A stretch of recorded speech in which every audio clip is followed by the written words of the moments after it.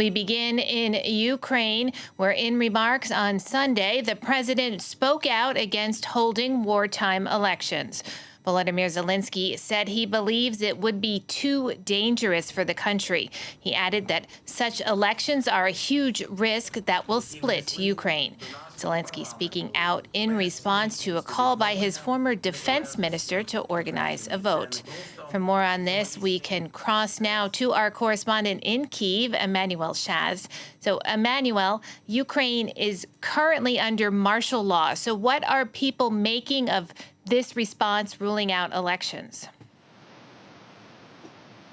Well, there's nothing surprising about what Volodymyr Zelensky just reiterated when it comes to elections. First off, because from a legal standpoint, we are living under martial law due to Russia's full-scale war against Ukraine, which means that it's a state of emergency. And under such a state of emergency under martial law, it is impossible constitutionally for the country to hold elections. There's also the aspect that Volodymyr Zelensky highlighted in his speech, in his declarations, is that there is no security conditions allowing people to vote safely, not just people here in Kyiv or people in the western part of the country, but also people living in frontline regions. There's also the question as to how to organize elections, fair elections, when there are millions of people, refugees outside of the country, millions of people who are internally displaced, and also hundreds of thousands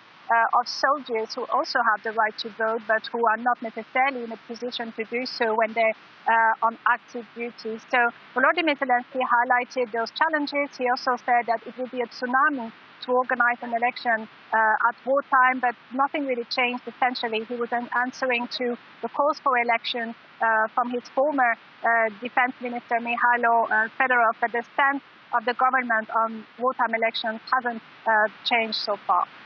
And Emmanuelle, these remarks coming out while it's Flag Day in Ukraine. How is that being marked? Well, it is quite a symbolic day, of course, and this is one day prior to Independence Day, which is, also a big event here. So people would show flags at some windows. There's also ceremonies being held with flags, flags on official buildings. And of course, you have to keep in mind those flags. They're the blue and yellow flag. This is the sky and the wheat field of Ukraine, but it's also a symbol of the freedom of the country.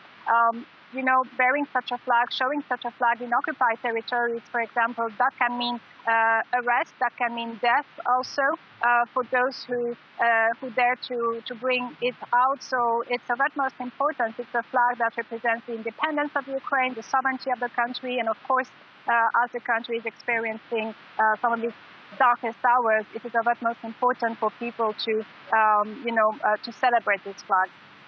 Emmanuelle, thank you so much for keeping us updated.